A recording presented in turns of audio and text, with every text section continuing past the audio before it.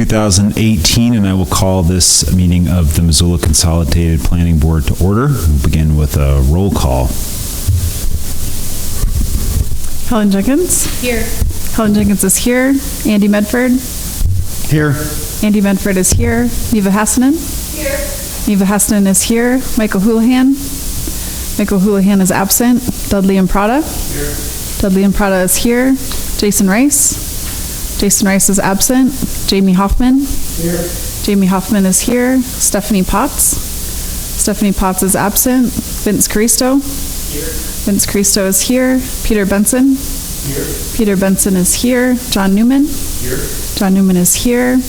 And we do have 6 regular members present, and we only have members of the county absent tonight. So Chair, would you like to appoint Peter Benson as a voting member this evening? Yes. Thank you. Thank you. Okay, move on to approval of the minutes for the March 6, 2018 meeting. I didn't see anything in particular that... Yeah, I'll make the motion to approve them. Okay, motion from Dudley. Do we have a second? Second from Jamie. All those in favor say aye. Aye. Opposed? Okay, the minutes pass. Public comment on items not on tonight's agenda. I see some folks in the crowd here tonight. Does anyone have a comment on something that isn't going to be covered later in the meeting this evening? Okay, seeing none, we'll move on to staff comments. Any comments from staff? Okay, seeing none there, we'll move on to public hearings, the first of which is a rezone at 2203 South 12th Street West. That's a proposed rezone from RM 2.7 to RM 2. City item presented by Jenny Baker.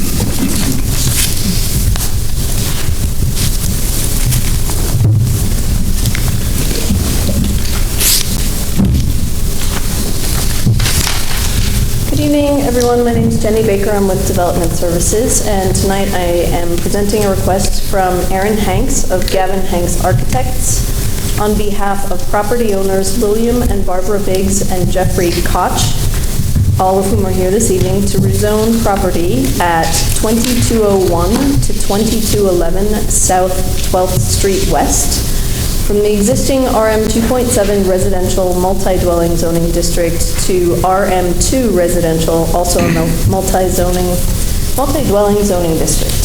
This rezoning will result in a standard zoning district that, under Title 20, cannot be conditioned. This is the location of the property. It's at the corner of 12th and Schilling. It's part of City Council Ward 6 and the Franklin to the Fort Neighborhood Council. This is a closer view of the location, which is 3 lots considered as one zoning parcel. It is 43,360 square feet, so just under an acre. There are currently 4 multi-dwelling buildings with 4 units apiece in them for a total of 16 dwelling units. This is the maximum development permitted under the current zoning. When we look at the land use, the applicable regional plan is the Our Missoula City Growth Policy, and it recommends a land use designation in this area for a considerable stretch around this area of residential high, and that recommends a density of greater than 24 dwelling units per acre. The city zoning districts that most closely align with this density recommendation are RM 1-45, RM 1-35, RM 1.5, and RM 0.5. All of those are multi-dwelling districts.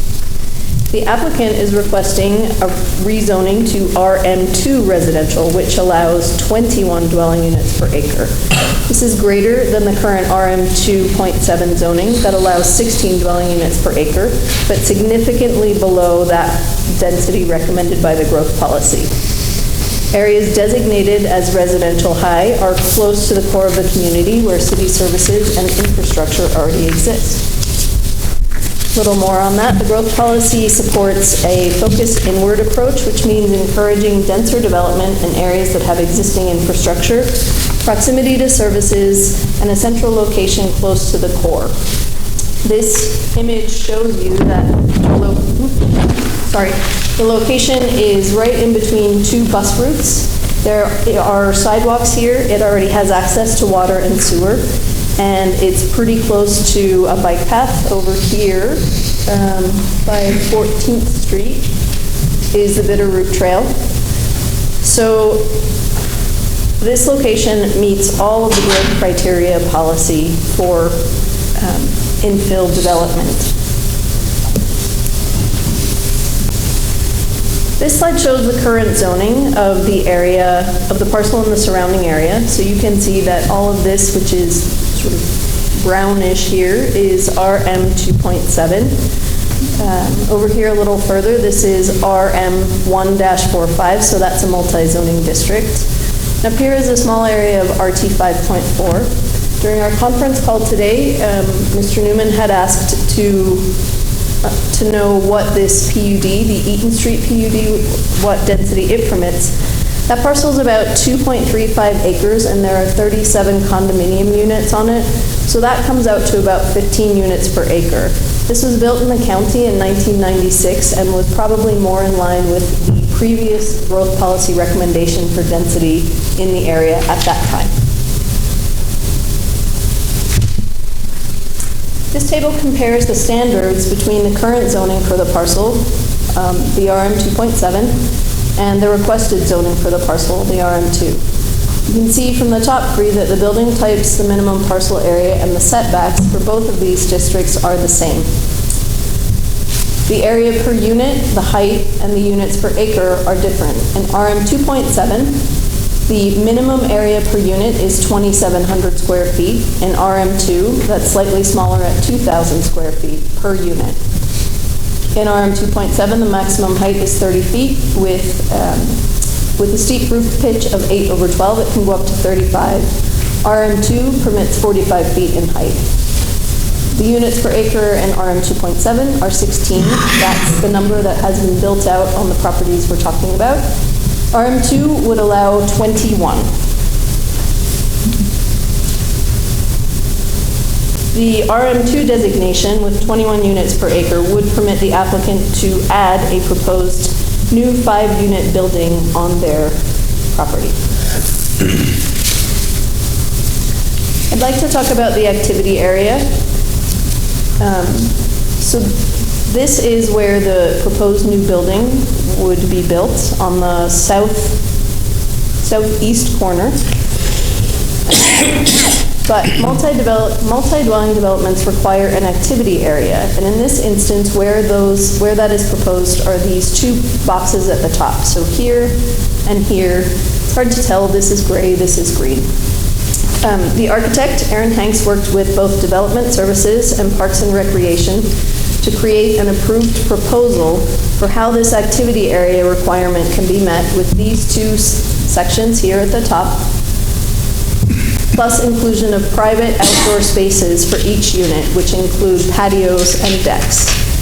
This plan has been reviewed and approved by Parks as a viable means of meeting the activity area requirement with the addition of the new building on the parcel. In looking at the zoning amendment review criteria, these are the ones to consider. The first is whether the proposal complies with the growth policy. The second is, in considering public services and transportation, whether development facilitates the provision of motorized and active transportation facilities and other public infrastructure, like sewer and water, whether this promotes compatible urban growth, if it promotes the public health and safety, and whether it considers the character of the district and the suitability of proposed uses. In this instance, the proposed rezone complies with the goals and objectives of the growth policy and comes closer to accomplishing the land use designation from this area of residential high density with greater than 24 dwelling units per acre. The rezoning promotes compatible urban growth because it better implements the growth policy, which encourages greater density in areas close to the core, such as this one. The rezone proposes development that is compatible with the existing urban pattern in this area. It is residential, as are all of the parcels that surround it. And the rezone accords with the promotion of public health and safety by being in an area where there are existing public services, including police, fire, and emergency services, There is access to water and sewer, proximity to schools and parks, as well as Missoula's trail system, public transportation, and other amenities. As a result, the staff recommendation for this request is approval of the request to rezone 2201 to 2211 South 12th Street West from RM 2.7 to RM 2 based on the findings of fact in the staff report. That's my presentation. I am happy to answer any questions you have, as will the owners. Thank you, Jenny. Would the applicant or the applicant's representative wish to speak at this time? Sir, if you would just come forward and sit near the microphone and state your name for the record. Thank you. Good evening. My name is Aaron Hanks with Gavin Hanks Architects. I prepared the application on behalf of the developer and the applicant, Barb and Will Biggs. I don't have a lot to add to this. I just wanted to make myself available for questions. I think Jenny's done a good job at portraying what our request is. We are not asking for anything other than an appropriate zoning designation that allows us the density to develop one additional building on the property. So the owners of the property are here, and I think there were some public comment that they may choose to address, or if you have questions for them. So I'm available if there are questions about the design or what we're proposing to do. Thank you. Would the owners, applicants wish to speak at this time, or certainly not obligated to? None unless you have questions for us. Okay, thank you. Is there any public comment on this item? Okay, seeing none, we'll close the public hearing and open it up to questions and comments from the planning board. Jamie. And looking at the site development plan prepared by Gavin Hanks, the setback, the front yard setback off of Schilling is stated to be 5 feet. It should be 10 feet. You are correct, it should be 10 feet.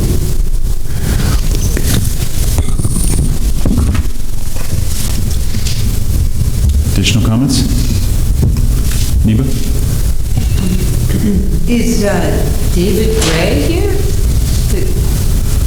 I was curious about the comments that Mr. Gray submitted, and I think so. Oh, but it's going the wrong direction. Sorry. I was just curious about these comments that Mr. Gray submitted and the kinds of assurances he wants to see.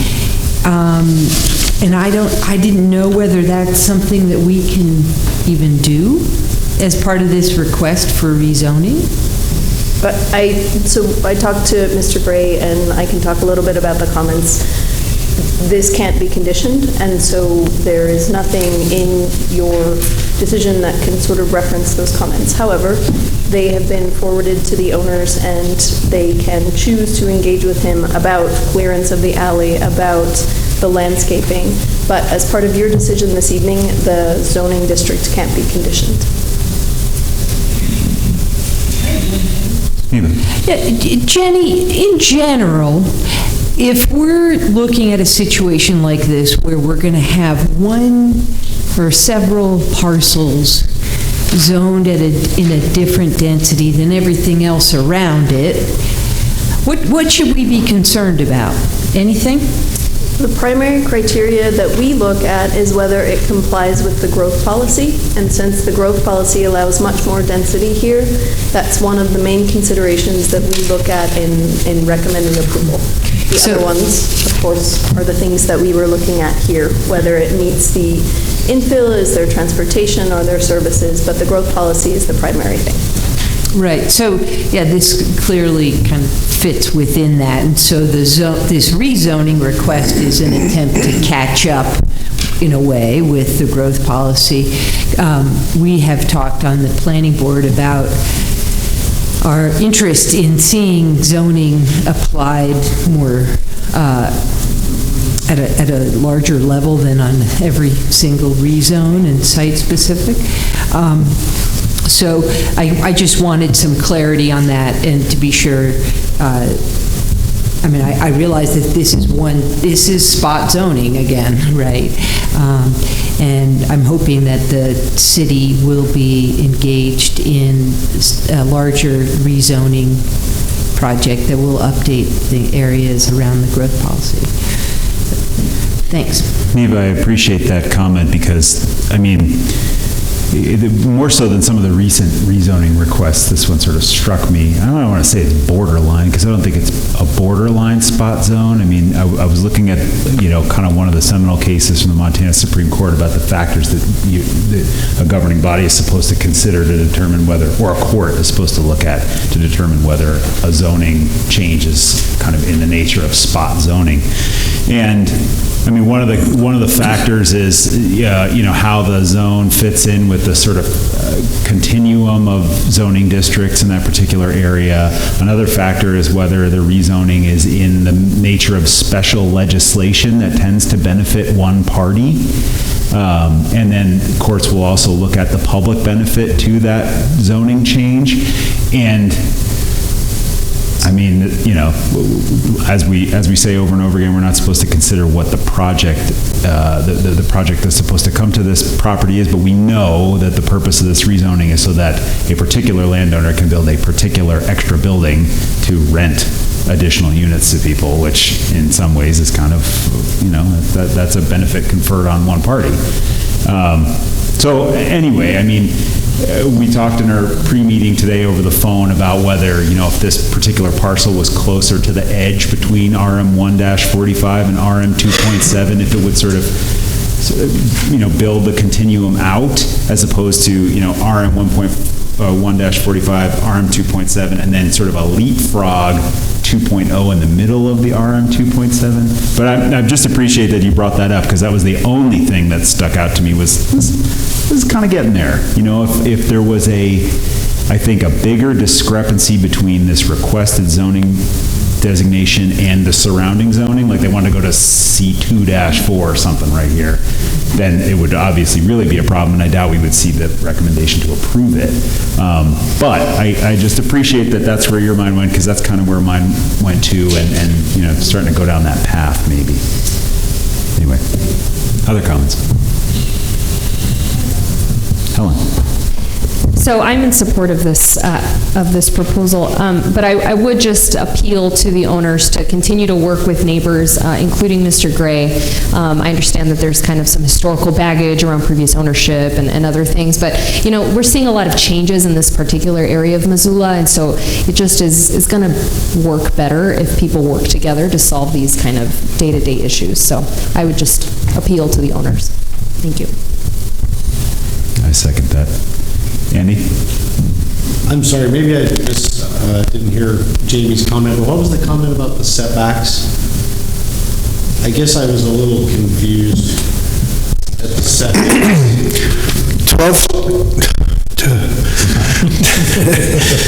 12th Street's the primary street, so that's the primary front yard, and that's 20 feet, which requires in this zone a 20-foot front yard setback. The primary street is that street which is parallel to the alley. The side street is the other street, and the side street setback is 10 feet. On the site development plan, it says it's 5 feet, which is incorrect. So what is the front? 12th? The front for this parcel is 12th Street. So what's the rear? The rear would be the alley. Because it looks like this 2209 set back 20 feet from the rear, and it looks like this proposed fiveplex is not. We have two street frontages, so the other two frontages are, the other two setbacks are side yard setbacks. So it's got a front and two sides? Yes, two fronts and two sides. This is a front along 12th Street, and the setback for that is 20 feet. Along Schilling, it's a street side setback, so the minimum setback for the building that would occupy this is 10 feet. From the rear, which is the alley, the setback is also 20 feet. You can tell that this building is in about that far. There's a parking space which would be about 10 feet, and then this island. So this is 20 feet in from the alley, and these lines might be slightly shifted. Over here, there would have to be a 5-foot setback from the property line. I guess I'm confused. I don't think that's correct. The setback off, if you have 2 front yards, the remaining setbacks have to be side yards. Why would there be 2 front yards? Pardon? Why would there be 2 front yards? The front is along 12. Well, there are 2 street frontages. That's correct, and this one is the street side. So because it's one parcel, this would not count as a front on Schilling. Is that why you think it would be greater? You know, my recollection of zoning regulations is getting more stale by the day. That was, you know, back when. If you have two street side frontages, 2 street frontages, the other 2 had to be side yard setbacks. I wish It used to be. it's probably neither here nor there ultimately, but I wish we had that diagram. There's the diagram. Yes, in the zoning book, yeah, that's what one would refer to. But Would you like again, me to try to bring it up? Pardon? Do you want me to try to bring it up? Well, I would not wish to see this applicant to suffer from a later determination that the new building is encroaching or on any setback. So the new building will be required to meet all current zoning standards when it comes in for building permits. Yes. And the existing buildings met the standards that were enforced at the time they were built. Yes. Aaron, what do you think?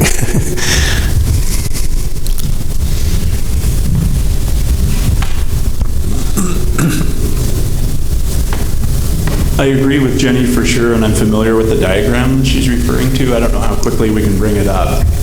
If we have an error on our site development plan, it's a preliminary site development plan. We don't even have a building shown on it yet. We just have an area indicated. So we'd obviously confirm that and make sure that's approved with zoning before any building gets laid upon the site plan. So I appreciate you pointing that out, though. We certainly want that to be correct. So we'll make sure that's Okay.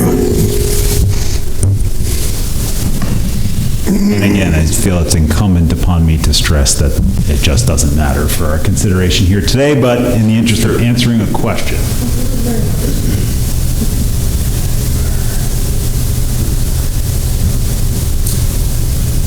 Okay, so it's that bottom left, right?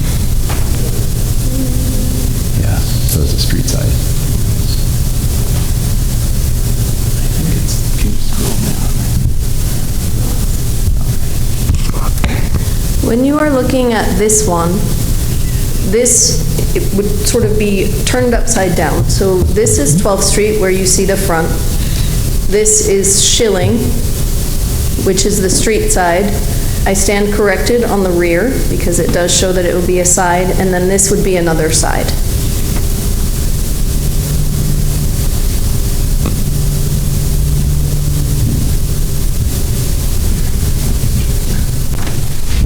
So your recollection of the zoning was better than mine.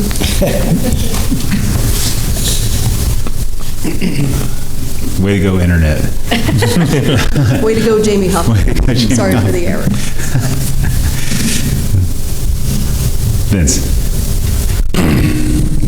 Thanks. I'm going to support this request. I think it makes a lot of sense. It's a type of infill development that I think is going to move us in the right direction for housing affordability and other things.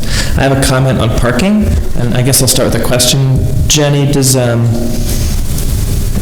so this is a corner lot, right? And I just measured here, and there's about 320 feet of street frontage on 12th Street and about 130 feet street frontage on Schilling. Does the availability of street parking ever play into the parking requirement for a private development?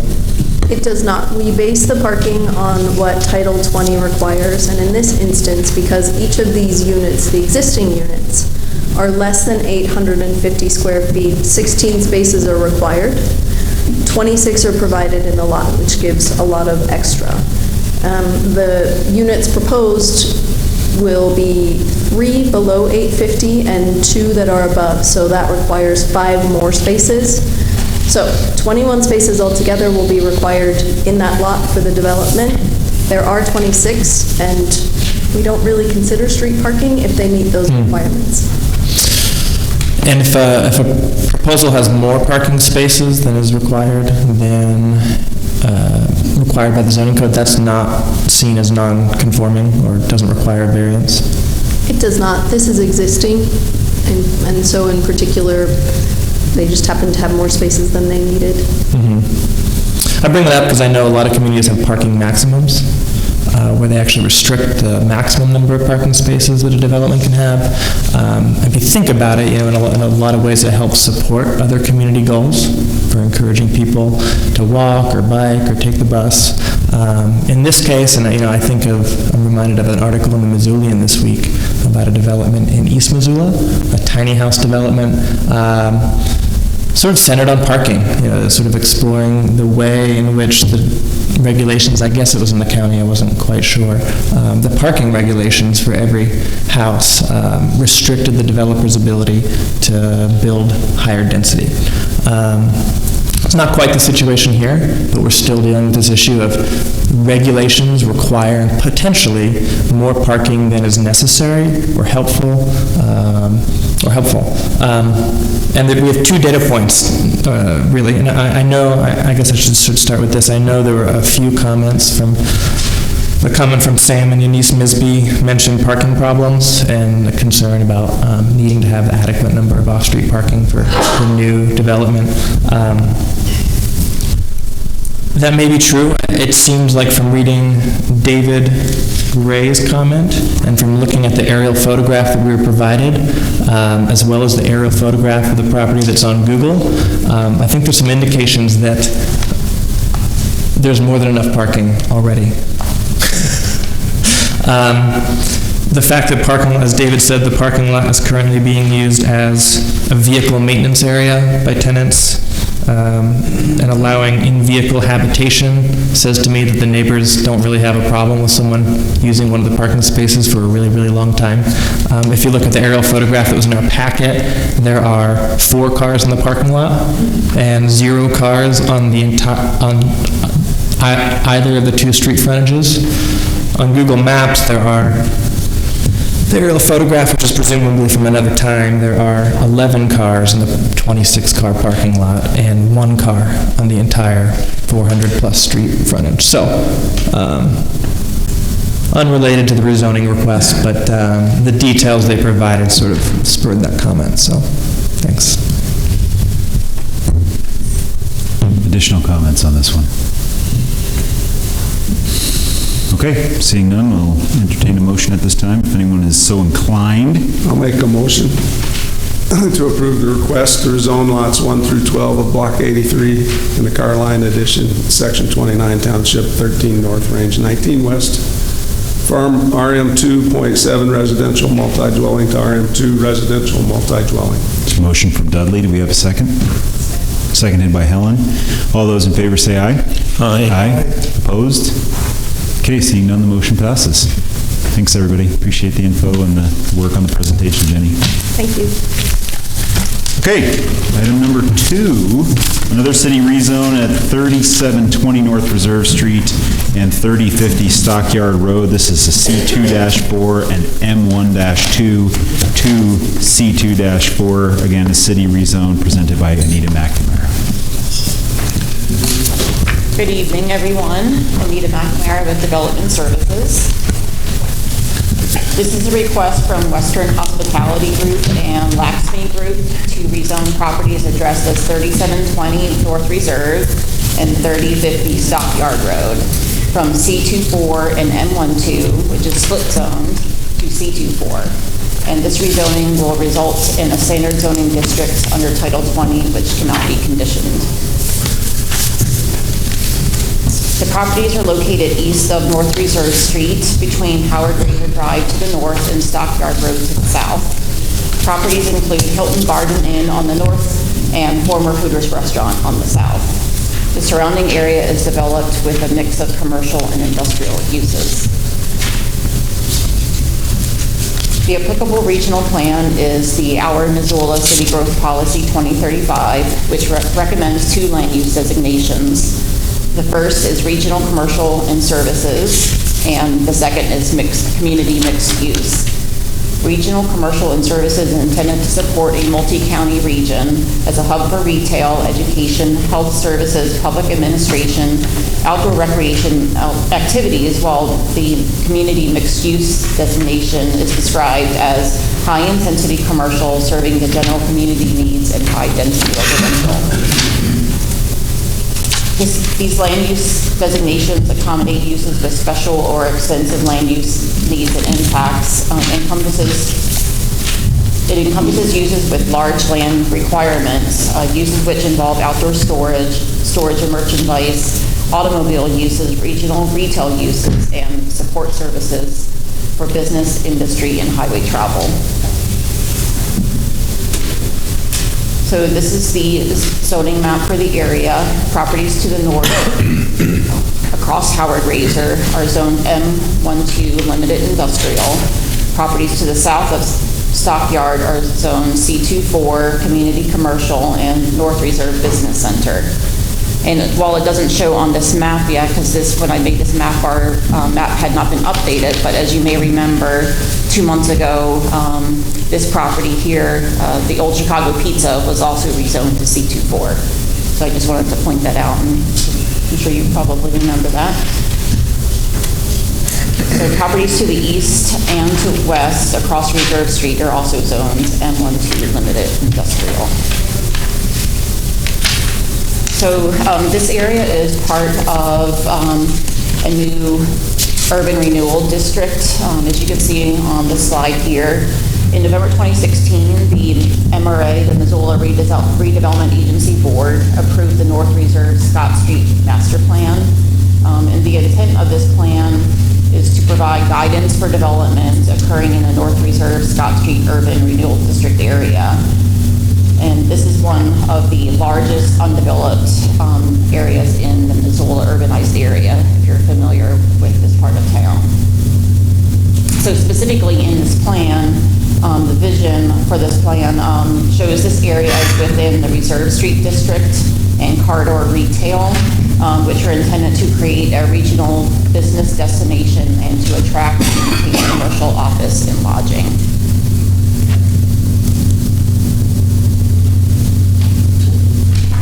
So as I mentioned at the beginning of the presentation, the property is currently split zoned. So western portions of the subject properties are zoned C24 with the eastern portion zoned M12. The M12 limited industrial district is not listed as a relatable district for either the regional commercial and services or the community mixed use land use designations of the growth policy. During review of the proposed boundary line relocations for the property, staff discovered the split zoning. So per Title 20, Section 20, 0.1100, split zoning of properties is prohibited. So that's why you are seeing this application. So to just briefly talk about the proposed zoning of the property of C24, it is a relatable district for areas with the regional commercial and services land use designation. The rezone of the subject property to C24 community commercial accommodates a greater variety of commercial uses, promoting compatible urban growth that are in compliance with the regional commercial and services and community mixed use land use designations in the growth policy. And the C24 district is a standard district under Title 20 with standard permitted and conditional uses. So in reviewing zoning amendments, we do have 5 criteria on the slide here. These applications need to demonstrate that they're in accordance with the growth policy, that they facilitate the provision of motorized and active transportation facilities and other public infrastructure like water and sewer, that they promote compatible urban growth, promote public health and safety, and consider the character of the district. So the proposed rezone complies with the goals and objectives of the growth policy, as C24 is listed as a relatable zoning district with the regional commercial and services and community mixed-use land use designations. And the rezoning is in an area with improved infrastructure along both Howard Razor Drive and Stockyard Road. Both are improved with sidewalks and shallow bike lanes. Stockyard Road, adjacent to 3050 Stockyard Boulevard, has boulevard sidewalks, and Howard Razor has curbside sidewalk. Both sites have access to motorized and non-motorized transportation and are also served by public transit. And the properties are also served by city water and sewer. The rezoning proposes development that is compatible with the existing uses in this area, as both sites are already developed with uses that are found in the C24 zoning district matrix and are compatible with the land use designation. This accords with promotion of public health, safety, and welfare by being in the area with existing and adequate public services, including police, fire, emergency services, and access to city water and sewer. And the rezoning gives reasonable consideration to the character of the district and uses on surrounding lands.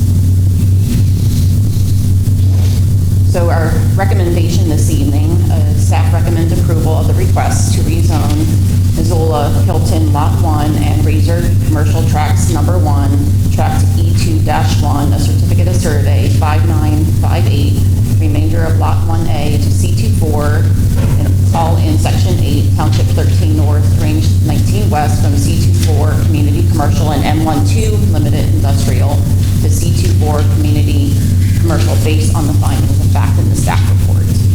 So I am available for any questions that you may have, and that concludes my presentation. Thank you, Anita. Would the applicant or the applicant's representative wish to speak at this time, if present? Okay, seeing none. Do we have any public comment on this item? I don't know that we have any public really here. Okay, seeing no comment, we will close the public hearing and open up to questions from planning board members. Anybody? Vince?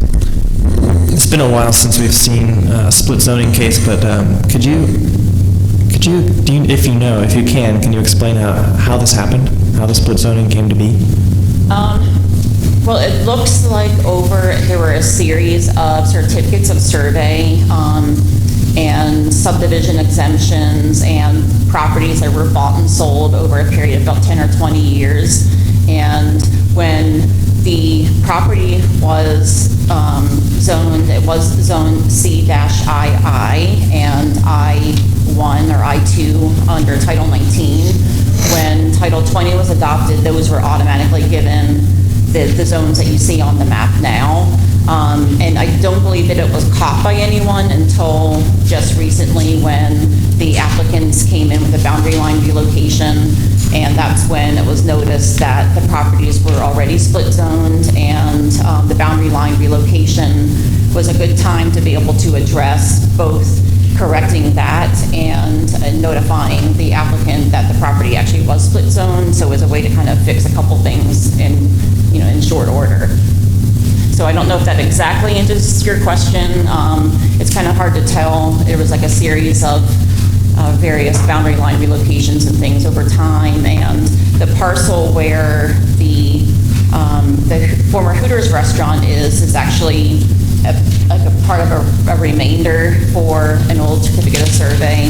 So this is a good time to kind of address some of these things and get them cleaned up, and they're here to kind of help us with that as well. So this was instigated from a request from the property owner to adjust some boundary lines? Correct, yes. Could the property owner do anything with the property? Get a building permit with the split zone existing, or? Well, it depends.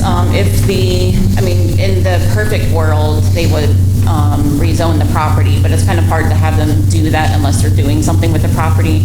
If they were, perhaps, the development that was being proposed was something that was consistent with each of those zones, and there was no encroachment of buildings or whatever that were into separate zones, it may have been allowed, but in the perfect world, exactly what's happening now is happening, that they're coming forward to rezone the property in addition to cleaning up the boundary lines.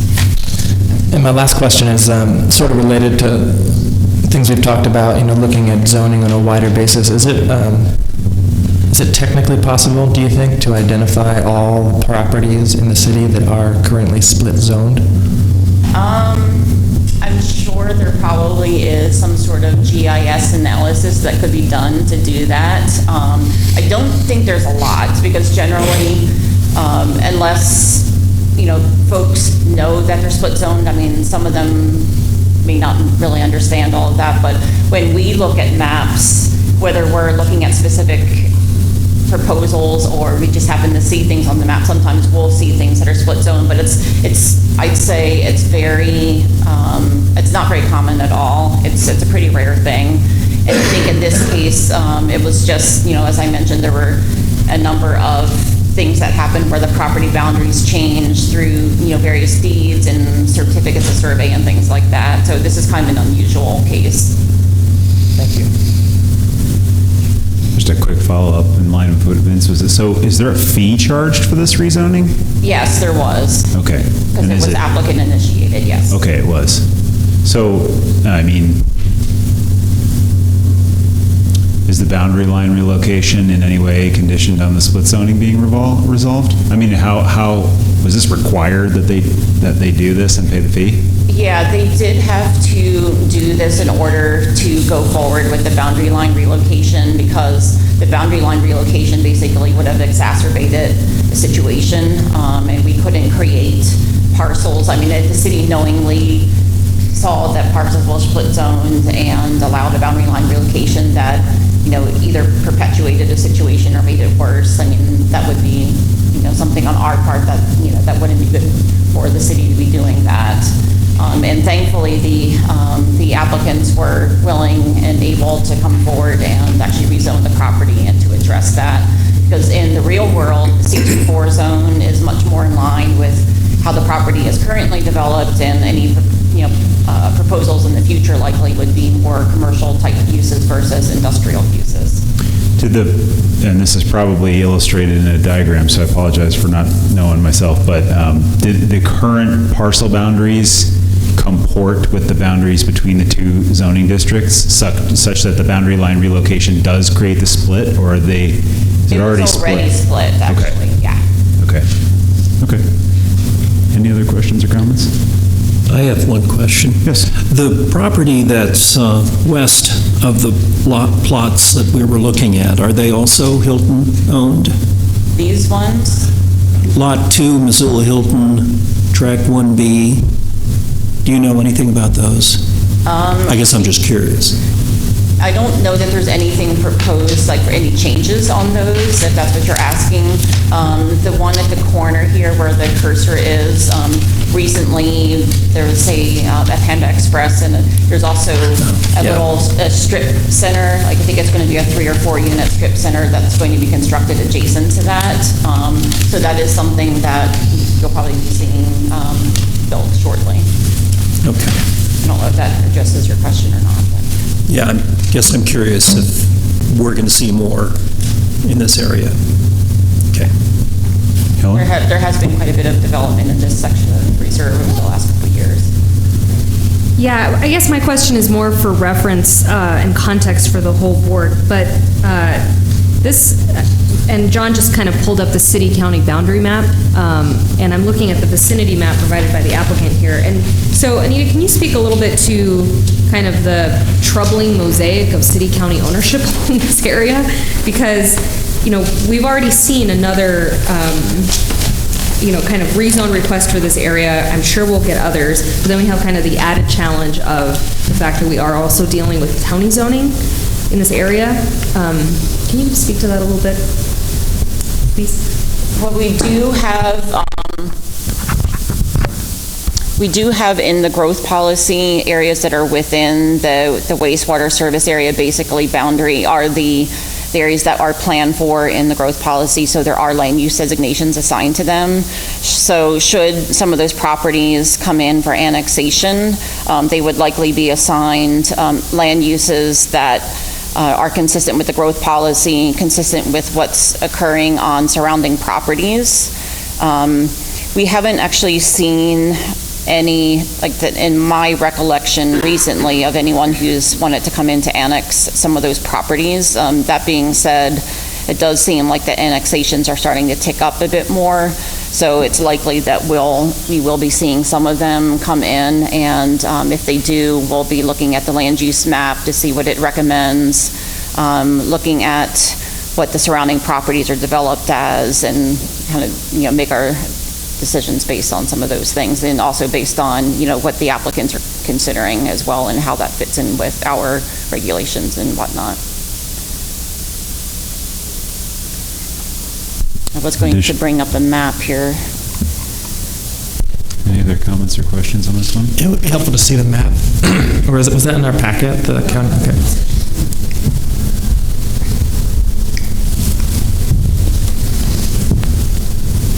It'll take a moment for this to pop up here, but.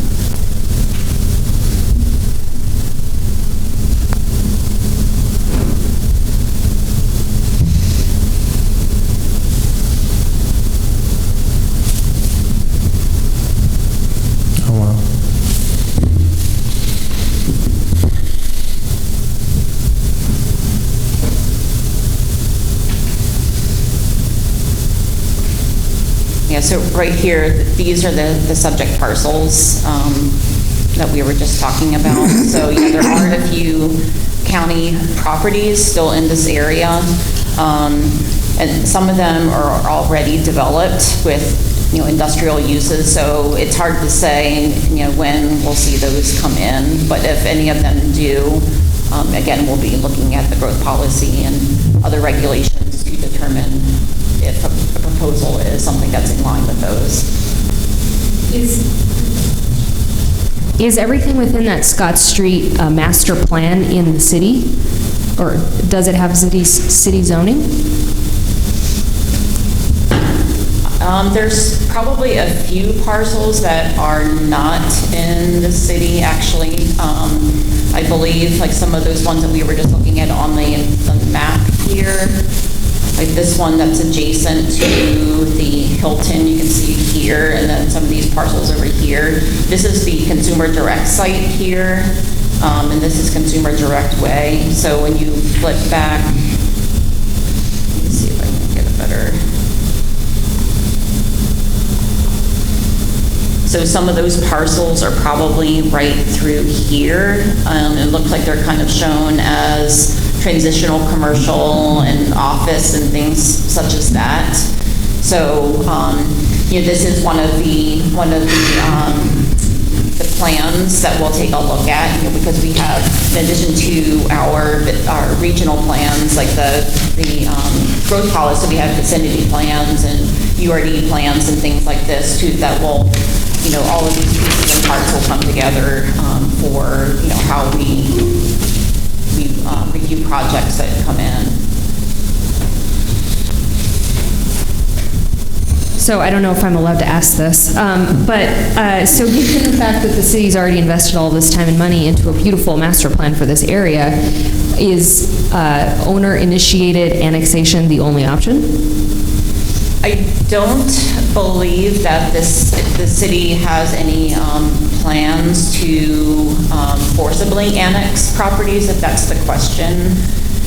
That being said, the majority of the annexations that we see are always, like you said, they're the ones that owners initiate them and they come in, because normally they can increase their development potential on the property by being in the city. We have more density. When you connect water and sewer, that gives you a lot more options of how you can develop. So it looks like our director is here. Maybe he wants to jump in. Thanks. If I could, Mike Haynes, Development Services Director. So to answer your question, it is a mix of city and county property as you look at the URD boundary there.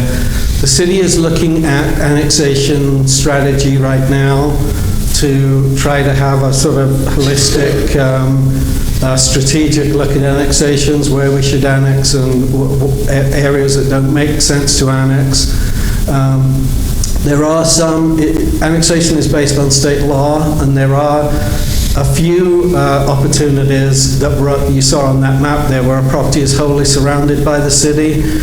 Then we do, at least technically, have the ability to go in and annex that property. But, generally we try to work with property owners, and as you quite rightly say, typically these are applicant initiated, and we certainly, unless it's wholly surrounded, we do not have the authority, even though it would really help to resolve some of those boundaries and kind of clear things up. That would be ideal, but it's not. It's outside of our authority.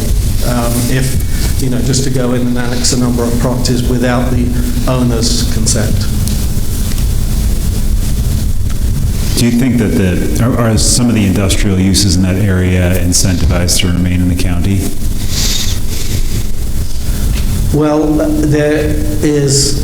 If they're not going to do development, there's not really any incentive to be in the city. And that's, usually if someone, especially a large industrial property owner, they have what they have, they don't intend to, do any kind of a major expansion or redevelopment, then they are really not, there's really no incentive to be in the city, at least as, we remind them that we have, city services, fire service, particularly in an area like this is critical, but, like every property owner is going to look at the benefits and look at the costs and figure out if it makes sense for them to remain in the county or to ask to be annexed. And if they ask to be annexed, then we'll be happy to do that.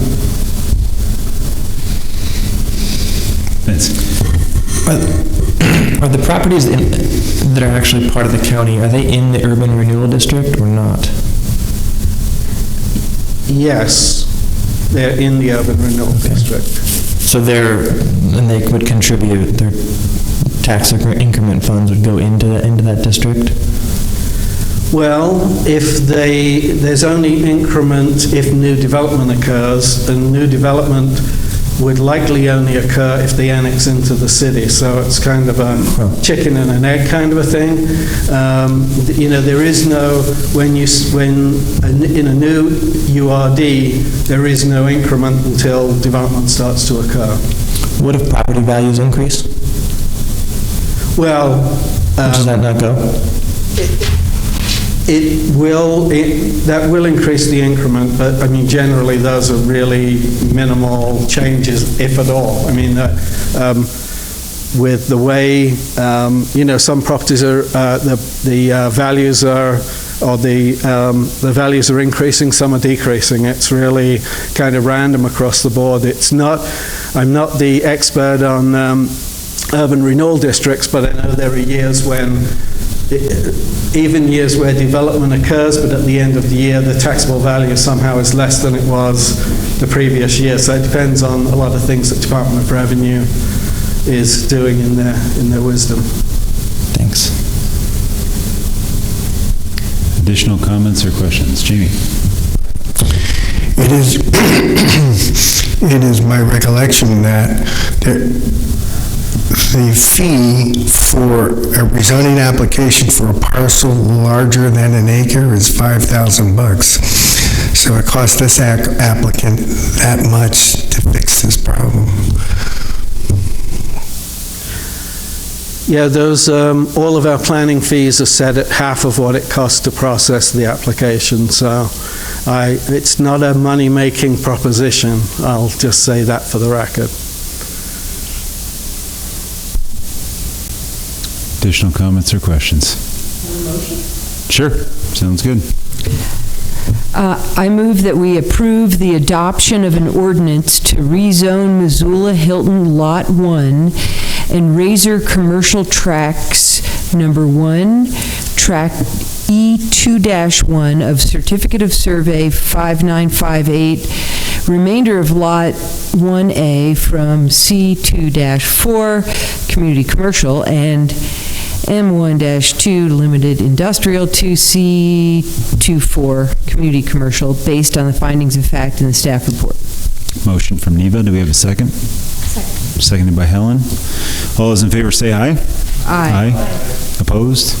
Okay, seeing none, the motion passes. Thanks, everybody. Thanks for answering semi-afield questions. But these things raise all sorts of issues, and it's great to have the experts here to answer those questions, so we appreciate it. So our next item on the agenda is the design excellence. So I'm expecting them to be, oh, here they are. All right. Right on cue. So communication and special presentation, as Anita said, this is a City of Missoula Design Excellence Project, and presenting is Laval Means and the folks from Winter and Company.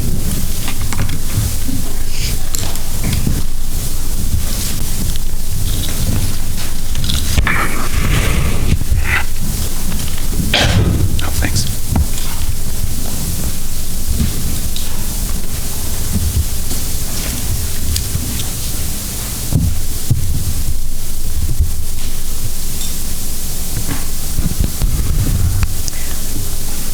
While we're getting set up, can you hear me? Is that?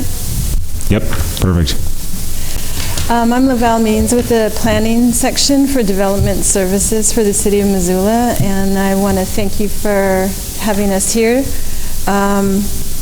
We're going to give you a special presentation, give you background and an overview of where we're at on the Missoula Design Excellence Project right now. This is a project that we started about a little over a year ago. That the City Council asked us, where the City Council asked us to look at establishing some form of character management tools that have to do with focusing in on our commercial corridors in the downtown and looking at ways that we can help to address and speak to the quality of development, private property development that occurs in those areas, and how they might better relate to and preserve the character of our community. So we've been in this process for quite a while, have had a broader conversation with the community, and then narrowing it down to the point that we are now presenting and talking to the community about the particular design tools that have been developed. When we started this process, we contracted with Winter and Company, and they are here in town today. We had a workshop earlier this afternoon and a couple other work sessions that are going on over the course of these few days, and we wanted to bring the project to you all to get the background again and an opportunity to see what's coming, what we're looking at, because eventually this will likely be something you're looking at as in the form of ordinance for the code. I have also, so I'm just going to introduce the team that we have here today and then hand it over to the team. You have Nori Winter with Winter and Company, and Brad Johnson with Winter and Company, and he's been the project manager for the project. Lee Einstweiler with Code Studio, who's a consultant with Winter and Company on this project. And now I think I'll just pass it back to Brad, and he will give you the presentation, and I hope we have time for some questions. What I also handed out to you is just a portion of the material that is on the website. It's the executive summary and the reader's guide, and it says right in there, this is really key to read and read all the way through, because it really helps set up the project and tells you about what we still have to kind of work out. So we're definitely in process still. Thank you. Thank you. Just a little bit more about our team. We're also joined by WGM Group from here in Missoula, Jeremy Keene, who maybe some of you know, I'm sure, has been very involved in the project. We also have a company called Urban Advisors out of Portland, Oregon. That is Ed Starkey, and he's an economist, and he's helping us understand and think about the impacts of any design excellence tools that may be implemented on the cost and feasibility of development. So that's the remainder of the team. Sir, could I ask you to bring that microphone, kind of it kind of looks like a mouse? Yep, totally. And that way we're just picking it up for viewers at home. Sure. Thanks. Okay. Thanks. So, we've had a busy day. We've been meeting with staff. We actually just left a community workshop at the Doubletree where we presented this information. I know a couple of you guys were there, so you've been making rounds around town. And we will be here through tomorrow. We have a stakeholder meeting tomorrow, and then we're going to have another stakeholder meeting later this week. So this is a big milestone in the project and a kind of an unveiling of a draft of some design standards and guidelines. So give you some quick background. So I think the big reason why the city is doing this project is that people care about design here in Missoula. And that's evidenced by their excitement and enthusiasm for some of the great projects and traditional historic buildings that they experience here day to day. It's also, the other side of that, is that there are some buildings that have come online that I think people are concerned about, that people feel could be kind of anywhere USA or don't really meet the values of the community here. So that was kind of some big impetus for the project overall. Right? So just a little bit of housekeeping here. Our focus has been on most, not all, but the majority of the key commercial corridors throughout the city, and in those commercial corridors really focusing on non-residentially zoned properties. So our zoned properties have not been a focus here. In downtown as well, and that's coterminous with the downtown master plan boundary. But just a little bit of background about these terminology that you'll hear me using tonight. And there's a couple of key tools that communities use to approach and address design excellence. Some of them are design standards, which I think you guys are going to be really familiar with because you're used to seeing them in the zoning ordinance, right? They're prescriptive, they're generally measurable, you meet them or you don't, and they can be administered fairly easily and determined with whether a certain project is meeting them or not. A design guideline is a little more nuanced, a little more fine-grained. It's more focused on the design objective, and it's discretionary, more qualitative in nature, and that means that there needs to be a design review process to determine whether a project is meeting a design guideline or not. And that can typically be done at a staff level, or it could be done by a design review board of some kind. The thing about design guidelines to keep in mind is that they're more flexible than zoning generally. They specify a design intent, and then they may offer multiple options for how a given project may meet that design intent. Okay? Just an example. Design standard, the building has to be set back 5 feet. Design guideline, the area between the building and the street should enhance the pedestrian experience. Well, there's lots of ways to do that, right? That's a tougher question to determine whether it's doing it or not. And I've put a couple of examples here that I think are fairly nice pedestrian experiences, but they're quite a bit different in the design. And so guidelines may highlight both of these as options for providing that pedestrian-friendly edge. Just give you a sense of those two terms. Laval mentioned this, I think. This is our third workshop tonight that we've held. We've had good attendance. The first workshop, I think we had almost 100 people showed up at that one, which was very enthusiastic and very work-intensive, and people really dove right in. It was really impressive. I don't know, maybe some of you were there. The picture down below is one from that workshop. And in there we heard kind of at a high level what people valued in terms of design and what their vision was at a high level for the whole community. They also helped us understand how that vision might change a little bit based on where you are, whether you're in downtown or a certain part of downtown, or one corridor versus another, right? With that input, we put together a strategy report where we came here in December and presented essentially an overview of a structure and an approach to to addressing design excellence based on that community input. And a big part of that was to identify different contexts within the downtown and highlight what was really key in terms of community design on some key factors. And so if you look at this table, you'll see some of those key factors in downtown were the interests at the street level, so the ground floor, the design of the ground floor. Compatibility with traditional character was big in downtown where you have many historic buildings, right? So it lays out a framework and a vision for how to think about downtown, not as just one place, but a few different contexts, and a framework for how ultimately we would come up with design standards and design guidelines that are tailored to these different place types. A similar approach with the corridors, different flavors, different design expectations by the community, it appeared, for these different corridors. And one of the cool things that came out of the community workshop was that there are certain points within corridors, or nodes we call them, that design emphasis maybe is more important. It could be a key gateway to the city or a prominent intersection maybe.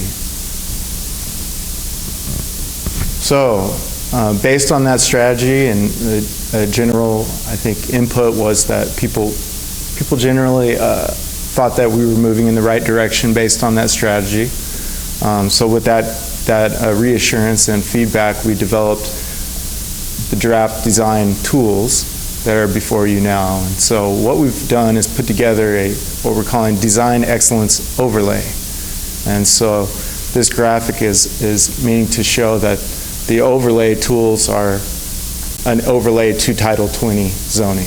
And so within those design excellence overlay tools is a combination of prescriptive design standards, so more similar to zoning, and design guidelines in a design excellence manual. Now these tools will either augment or supersede the requirements in the base zoning code.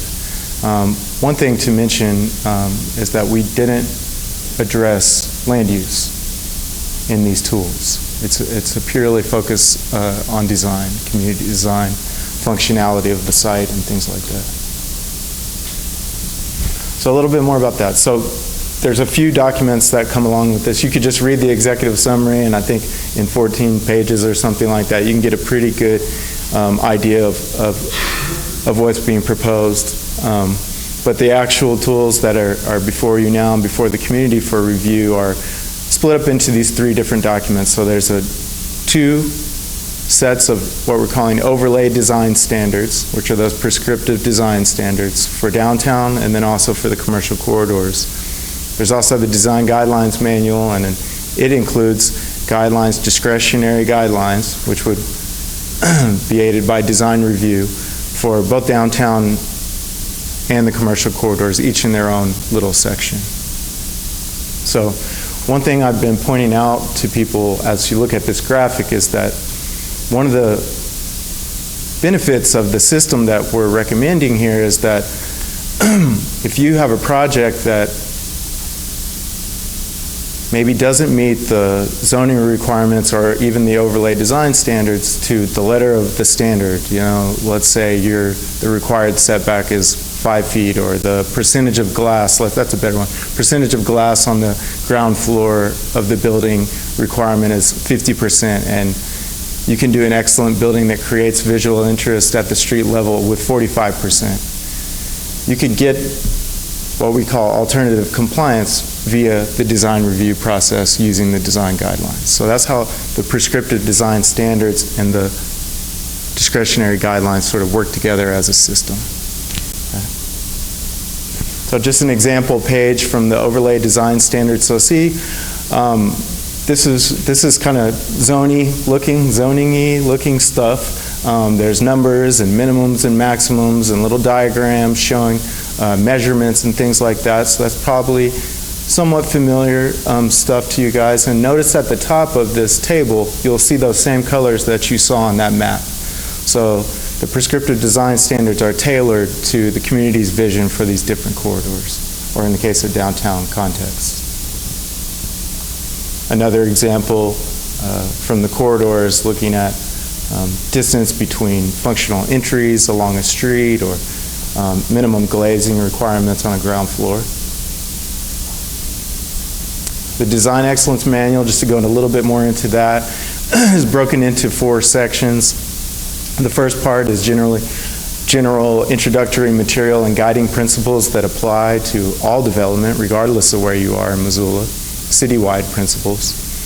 Then 2 major sections, one on downtown, one on the corridors, each with an introduction and vision for community design in those respective areas.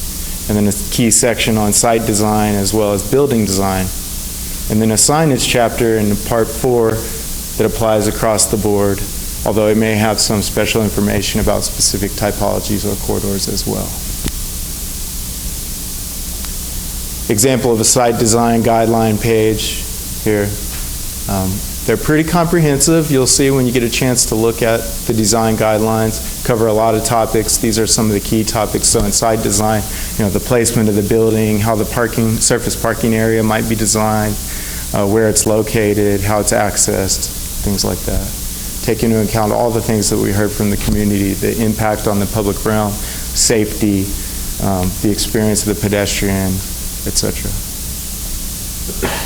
Building design, some of the topics that you'll see as you peruse the building design chapter in either the downtown or the commercial corridors section.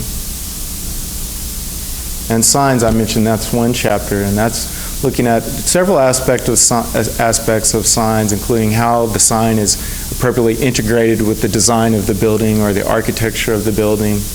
How a sign is illuminated in a sensitive way to where it's not creating a lot of glare or drawing away from the building itself. The materials that you would use on a sign, addressing buildings that actually become signs. You saw that building I showed as a picture earlier that I think the community kind of feels is a big sign. And that's probably not good. And it's not meeting the sign size guidelines and standards, right? And then some guidelines for specific sign types. So what does all this mean in terms of what an applicant would need to do if they were a property that was covered by this design excellence overlay?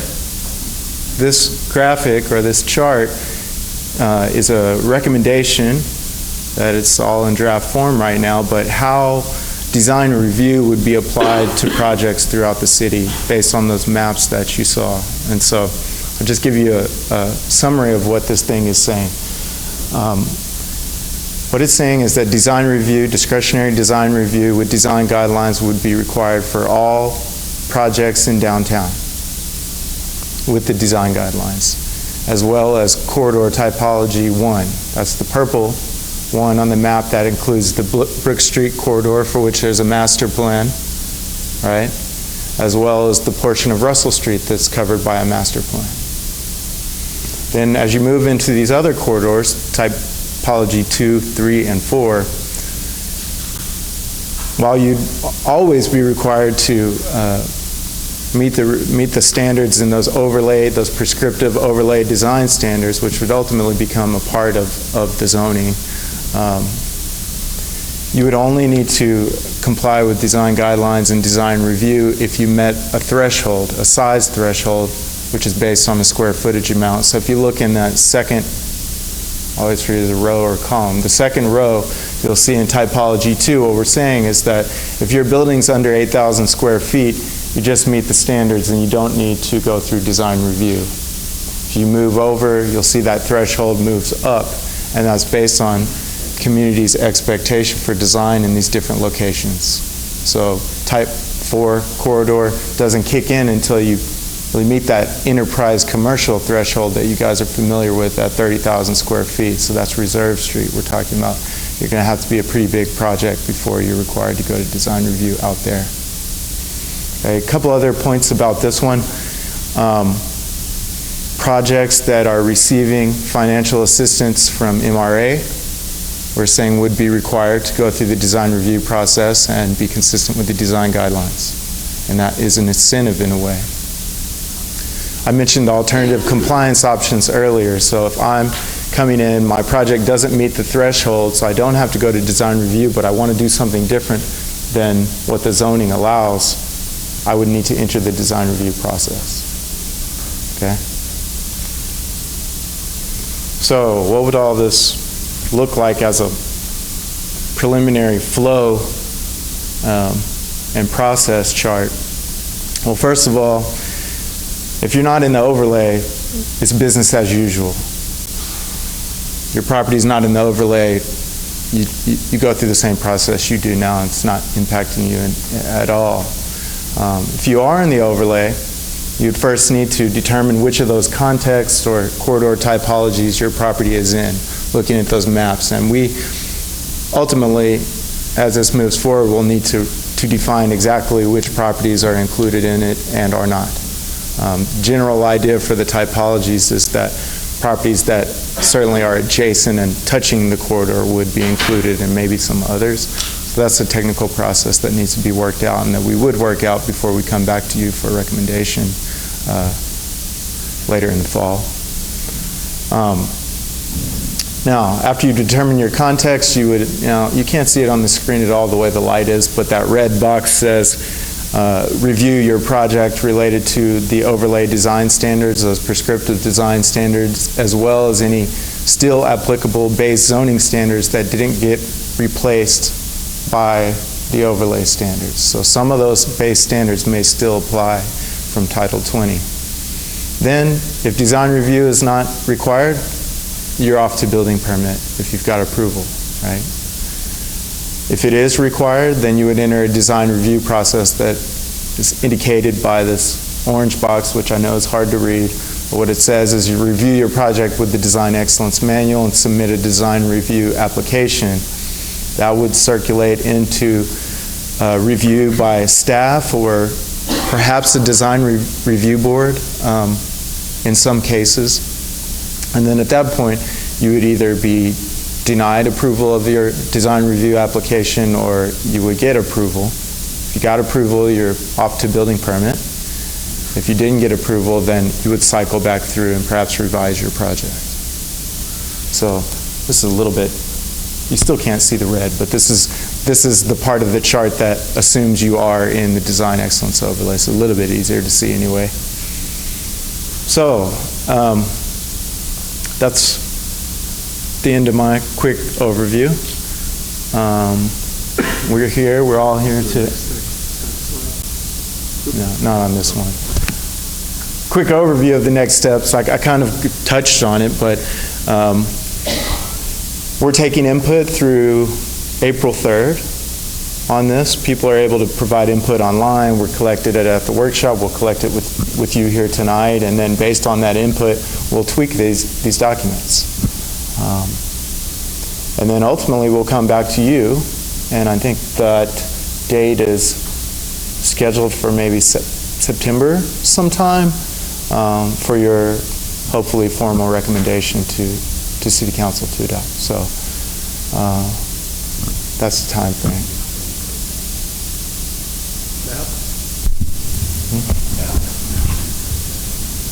Yeah.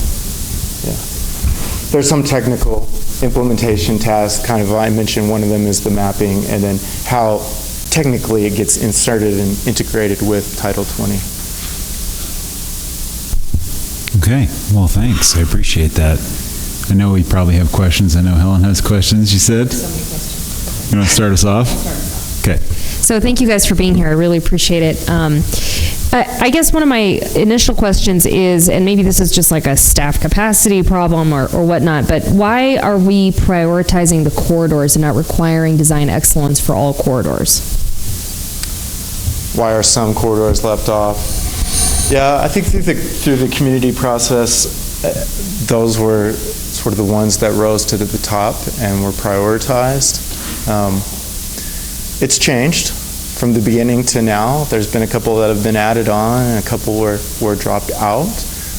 But it's just based on input, and part of it is that, as you mentioned, it is a big factor is, having the man-hours and ability and time to implement a system like this. So that's why it's a little bit targeted. Of course, Vince. Thanks for coming. I kind of had a follow-up question to what Helen asked. I mean, I've been pretty active in the Brook Street group, and I understand the rationale for using corridors. But in that project in particular, it's an area. We've defined a pretty large area. Is it possible? I guess my question is, I think you've answered it already, but it's possible to use the standards and guidelines that you've developed and apply them to commercial properties that aren't directly adjacent or directly touching the corridor, right? I mean, there may be a couple of parts to that. There may be some properties that aren't touching, but are, within, let's say, 150 feet. Like there needs to be some parameters for how you define the distance that is in the corridor, right? And so there may be some that actually come into the overlay that aren't necessarily touching the property. In terms of beyond that, I mean, these are certainly tailored, designed to respond to properties that are generally fronting the corridors. So I think some of the principles could potentially be applied in a separate process down the road, but we'd have to be careful with that, What percentage of commercial properties do you think would be affected by the ultimate throughout the city? Yeah, at the end of the day. That's a good one. Yeah, we're going to have to run some GIS on that to determine for sure. I don't even want to throw out a ballpark on that one, to be honest with you. I mean, it's a lot of corridors covered, right? It's quite a bit of corridors covered, so it's going to be a good amount. Yeah.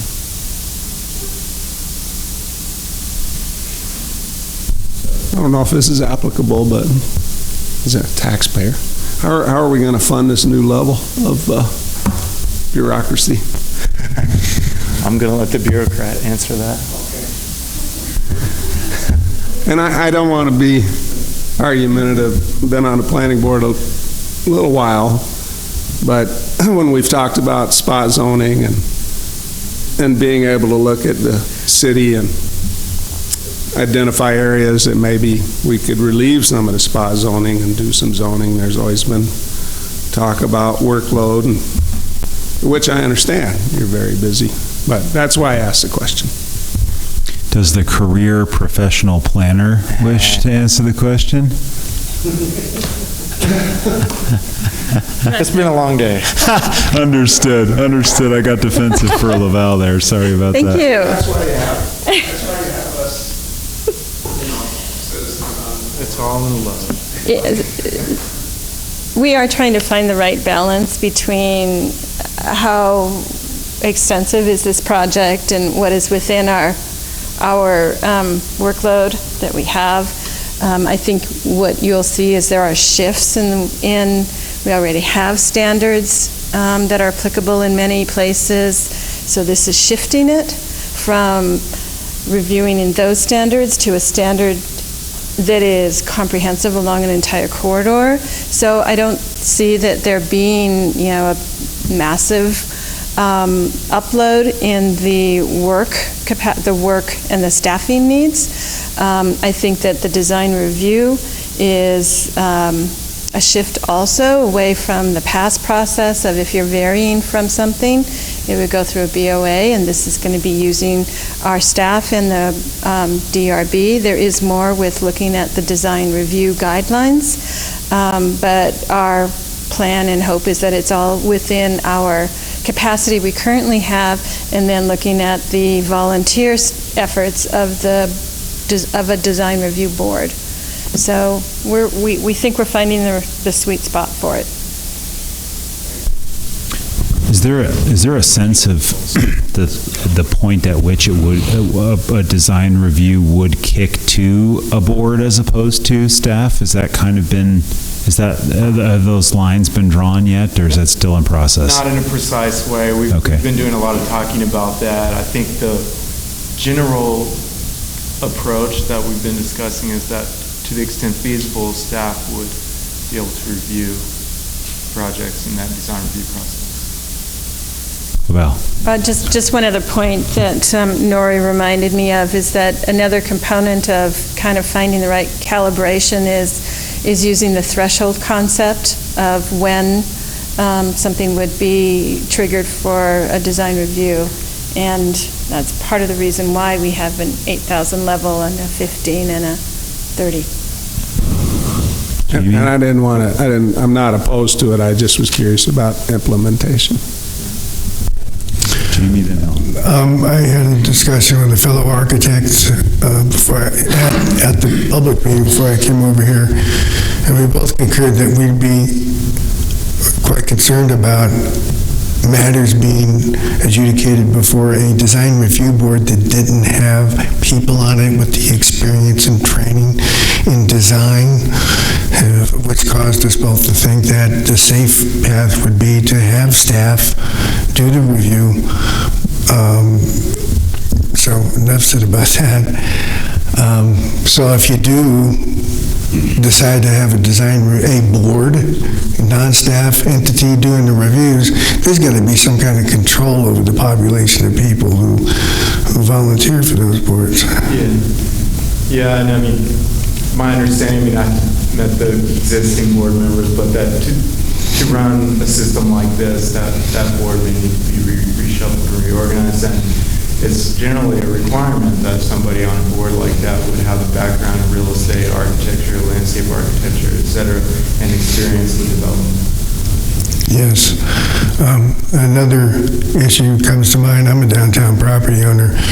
A question was asked by a fellow architect with regard to the downtown and proposed building heights, which seemed to conflict with existing chapter or Title 20 existing building height restrictions, and there was never really a response to his question or issue. So, do you have one now? I do, and I spoke to him at the end of the night as well.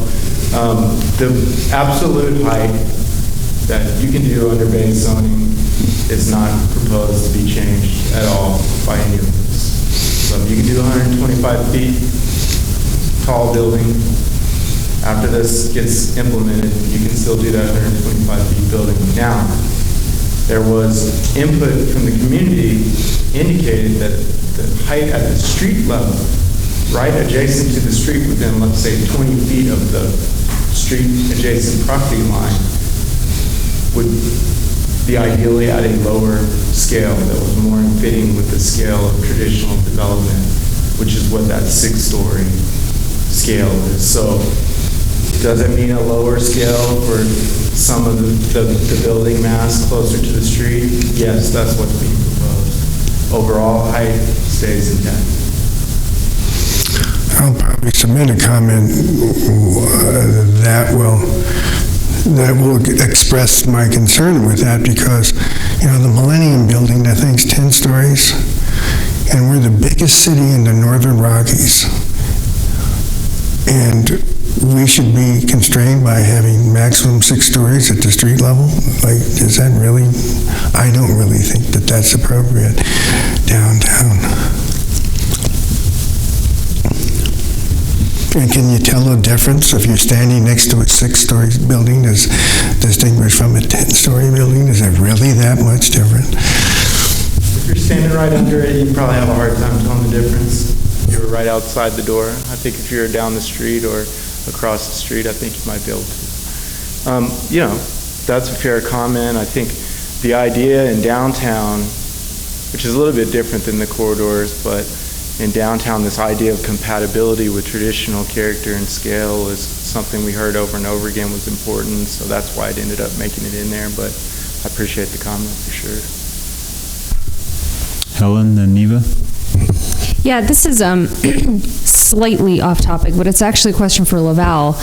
Laval, I saw in the City Digest at the end of last week a notice about how the University District was rethinking the way that they were going to allow buildings, residential buildings, and how those Apparently, the neighborhood's very upset that people are overbuilding on their lots and eliminating the park-like nature of the university district, and that there would be community meetings and discussion on kind of limiting what that would look like. And the reason I bring it up is because I'm curious to know if other residential neighborhoods have certain design excellence guidelines or will have guidelines that could feed into this, or vice versa.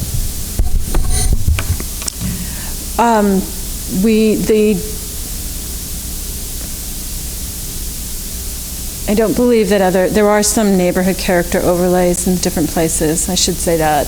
South Side Riverfront is one. All the neighborhoods have the ability to work together to make a case for why they should be looking at an overlay that would be a neighborhood character-based overlay. There's parameters that are set up in the zoning code for doing that, and then you need to bring that to City Council to get City Council support for it. So there's some there's criteria, there's parameters that are in the code right now. In the case of the university compatibility project that is up for agency and public comment right now, that came about through a lot of work by the City Council person who was being responsive to concerns that were raised, and then embarked on a process of talking and working with a subcommittee that was formed. I mean, they went through months and months of looking at questionnaires, just really sort of strategically looking at what is the problem here, what are we trying to solve, how do we not go further, not go less, find the right elements to address just those things. And that's what I think is coming forward out of that process. It went from that council person and that process back to council a couple times, to the point where the last time it was there, they agreed to have it move into actual code writing and a proposal for a draft ordinance that is out and will be coming to you guys. So that was sort of a vote that came out of council to do that. Other residential, a year and a half ago, I think we had that summary report that was done from a workshop quite a while ago that Winter and Company helped us with when we talked about character in the community overall. And there were components that were addressed. And corridors, commercial corridors was one, downtown was another. I think neighborhoods or residential neighborhoods was another one. And then there's some others that we could have tackled. When this all came to council, as that report from the workshop, they chose to stay with the corridors and the downtown as being like the most emergent need and the thing to address. I don't know where that goes with future character projects. I think we just have to wait and see.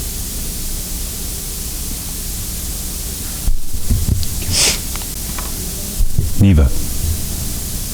Okay, thank you. Well, thanks for coming tonight, and not only for your presentation, but for this great work. It's really important that I think that we're asking these questions and trying to find strategies for around design, and yet the only thing I kind of can't visualize with your presentation yet is exactly how these guidelines might make a difference in one's experience of, say, the Brooks Street corridor, if I can use that as an example. I live near there. I walk over there. It's not that pleasant to walk. There's a lot of pavement. And so I'm wondering, that maybe you don't know this area, but the CVS store that was recently moved that on Kensington and Brooks, that parking lot, like if these design guidelines had been in place, would their revamp look any different than it does right now? Because basically it's, there's no new trees. What would it look, how would it look different if these were in place today? Do you follow me? I do. I don't know the project. Okay. Yeah, and I I hope it's okay to make a specific example. So Brook Street, corridor typology 1, we're talking about more pedestrian activity. We're talking about a build-to line where the setback range is something like 5 to 10 feet, so some percentage of the building has to be up closer to the street, and a percentage of that wall in this range of 5 to 10 feet.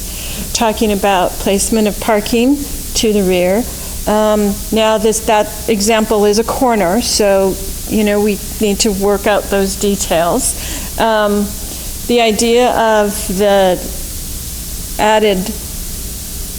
setback zone and building alignment, and building would also have to be percentage of it parallel to the street. But the idea of that setback area might also be the place that gets enhanced landscape or streetscape treatment. So that's a piece that gets carried forward through design review. And the design review call out for building the different ways that you can treat that front setback, what happens in that area. There's a percentage of materials that would be a requirement. Not recalling entry, where that sits, if it's in the guideline. There's a lot of stuff about that. I mean, again, not knowing the project, a lot of the things Lavelle is talking about are in the overlay standards, the prescriptive standards, not just the guidelines that would be required, or whether that project has to go to design review or not. And so, like the transparency requirements or the siting requirements, the build-to zone she's mentioning. When you get into the guidelines, there's a lot more coverage, and they would cover, if it's in our purple stripe, it would certainly be covered by design review, and it talks about the design of an entry to make it recognizable, how the building is oriented relative to the street and the public realm, how that area, as Lavelle mentioned, if the building is set back a little bit, different options for how that area could be treated, provided that it does provide a street level interest and a pedestrian friendly edge. So hopefully when you're walking by next time, or when the next building comes along, it will be a little more pleasant. This project doesn't change any of the prescriptive standards, it's only about the guidelines. No, it does. So it changes the prescriptive standards too. Okay. It does. So those would be different now in that project. I mean, as an example, would look quite different than if it was today. Well, I realize it's on a corner. if I could jump in. So if we're talking about Holiday Village, the city has been working for many, many years to encourage the out-of-state owner to redevelop that site. It's in an urban renewal district, so there's been a lot of discussions with MRA about how the MRA could contribute to that. Ultimately, the property owner, as you know, decided not to redevelop the site, just to essentially reclad the existing building and construct the CVS. So it's a good question, because that's the constraint here. I mean, really, for the most part, we're talking about new development, and redevelopment is where this is really going to make a difference. So situations like Holiday Village, we just have to do the best that we can, and we are about to install sidewalks all along the frontage, and the building that is right there on Brooks, a portion of that will be demolished. So the city is making, I think, significant strides there, but it shows you the constraints that you deal with when you have a private property owner, and you have to work with them to the extent they're willing to do that. But generally, in the future, if you had new development along Brooks Corridor, what I hear you guys saying is that you're wanting the buildings to come closer to the road, put the parking behind the back, make it a more walking down the street instead of walking down the highway. It would be the opposite of what you see there today, I think I can safely say. Helen? Yeah, I just had a quick question about bridges. Does design excellence cover bridges? This project is focused on private development, so kind of that public realm stuff like street design within the right-of-way or bridges and things like that, it does not address. Okay. Thank you. Peter. Can you tell us a little about incentives or disincentives for building in, downtown and corridor type 1 typology?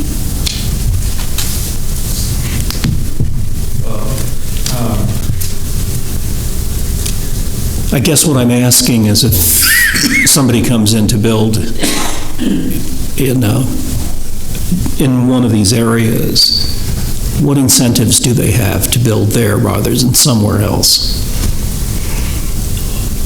Well, one is that this system would provide flexibility to the applicant in the design of their project in a way that zoning and other mechanisms outside of the coverage of this overlay would not afford.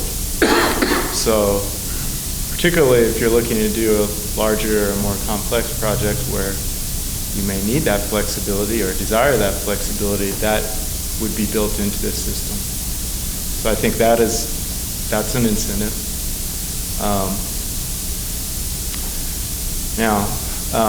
We are still working on some things related to this, but there are some items where certain design variables where the overlay standards actually are a little bit more flexible than even what the base zone is. So we're looking at that even more closely.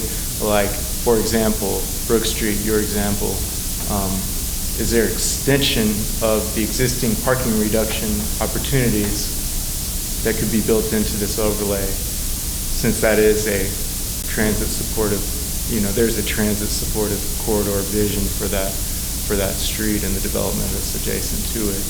So those are some other things we're looking at. Well, yeah, I mean, the MRA funding is that, if you're receiving MRA funding, that, that is an incentive to comply with the design guidelines, for sure. It's as well as terrorists, right? Yeah. Yeah. Additional questions? Andy? I guess I'm a little, it seems like it's largely a duplication of what could be done through zoning to me. It's a little, to me, it just comes at another cost, another level. Adds dollars, adds time, adds staff. We hear that the staff doesn't have the resources or things. We hear things on this talk about split zoning or being more comprehensive in updating zoning, and I guess I'm a little confused in that movement to implement a new tool and another toolbox to impose on yet another project. That's my 2 cents. So, I mean, I appreciate your efforts. I think you've done a good job of that, but I would not be supportive of it myself.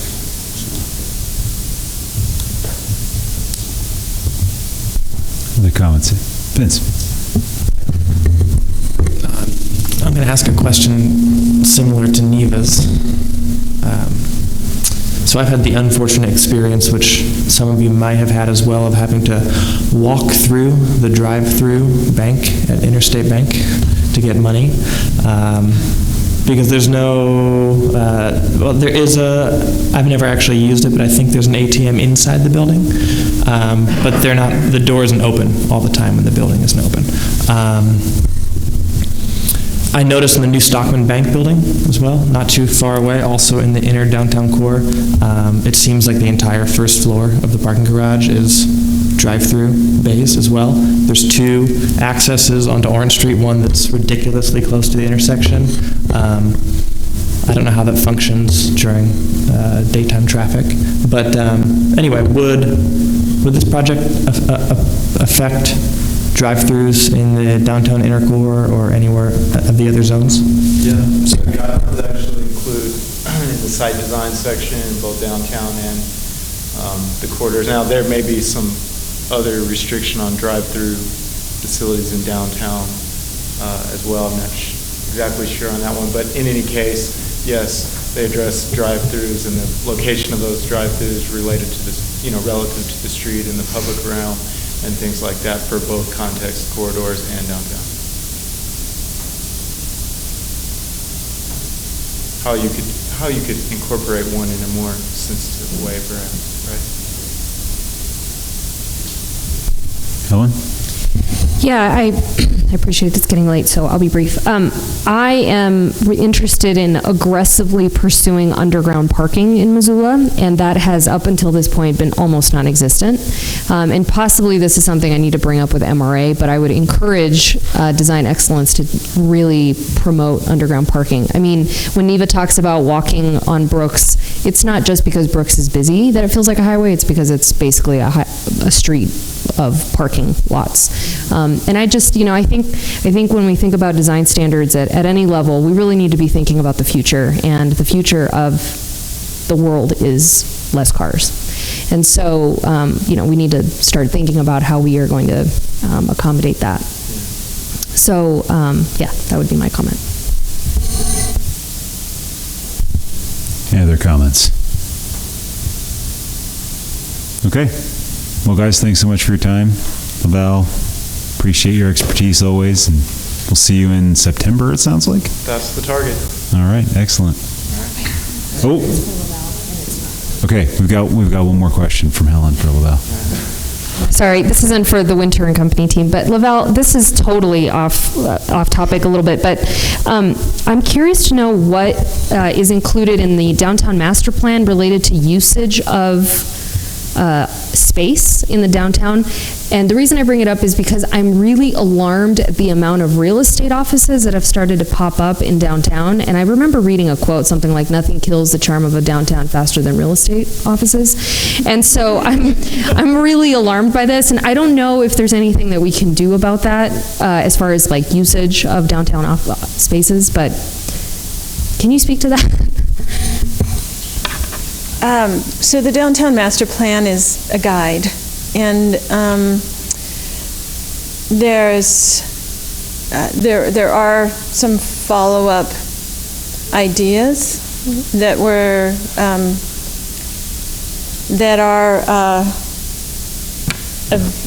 I can't recall what the document is called, but like in a regulatory recommendations kind of component that speaks to ideas of limiting or permitting only retail use on certain stretches of the downtown area, downtown corridors. And that hasn't been pushed through or moved through to be implemented. It's a pretty big deal to talk to the community and the neighborhood in that area related to limiting uses in certain places. However, I would say that we're about due for looking at an update to the master plan. So I think that if there is more conversation about use and how to guide it more specifically, that it can come out of an update to the master plan. So I think that's where you could guide that. I think there's hope to be able to start looking at it by the end of this year or before that. So it has been around for a while already. Yeah. Okay, thanks again. Appreciate your time. Okay, item number 8, committee reports. We were double attendance at the Urban Growth Commission. Jamie and I both. I forgot that Jamie had volunteered to be on the Urban Growth Commission. I got an email from Pat O'Haron saying what time the meeting was, so I just said, "Oh, okay," and I went, and Jamie was there, and we realized it was double booked here. So he let me sit on the commission one time just to feel the power. And so I appreciate that. Well, it was something. The commission determined how many meetings they were going to have per year. So I felt like that was a real kind of important community conversation. And then Andrew Hagemeyer gave a presentation about the update to the land use map. So that's something we've already seen. So really nothing new came out of the Urban Growth Commission, I would say. It looks like they're going to meet twice a year. Next meeting's in October, and I will not be there. So, any other committee reports? Okay. Canceled. Okay, old business, new business. It's been forwarded on, and I saw John DeBari at the Urban Growth Commission, and we need to set a time for me to go over there and chat with them, or if multiple folks from the board want to go chat with the Land Use and Planning Committee. But what I'll need to send John an email and just get that scheduled up and go over and talk with them. So I think that would be the, okay. So Yeah. when that happens, that'd be great. Okay, perfect. Is there anybody else that sitting here right now has an interest in going? Okay, well then, you know what, I'll talk to John. When he gets a date that we can go, I'll send it out to everybody, and then whoever wants to go, we can all go, what the heck, bombard them. Okay, new business and referrals? None. Comments from planning board members? Yes, sir. So, everybody doesn't like advertising. We encourage people to change their home. She went in her room and said, okay, hey, I'm going to advertise sometimes. You want to see a bunch of people. And, like Becky, they've got nothing but I just think we should encourage people to patronize businesses that we think are doing right. And in defense of Verizon, it's a Cellular Plus store. When they bring it up, encourage them, change your plan, somebody else. Easier said than done, although I will say this. I have several, there's not a lot of cars in my parents' right? So I will say that that's not Verizon's only location. And in fact, their location on Reserve Street is much more attractive than the one on Broadway. That's not a Verizon store on Broadway. Oh, okay. It's a Cellular Plus store. No, seriously, because Cellular Plus has a store on Reserve Street that's equally as ugly as the one on Broadway. And they need to fire their design team and just start from scratch. Because you're right, the Verizon store looks pretty good. I mean, relatively. I mean, it's as charming as a Verizon store to me, so, yeah, I mean,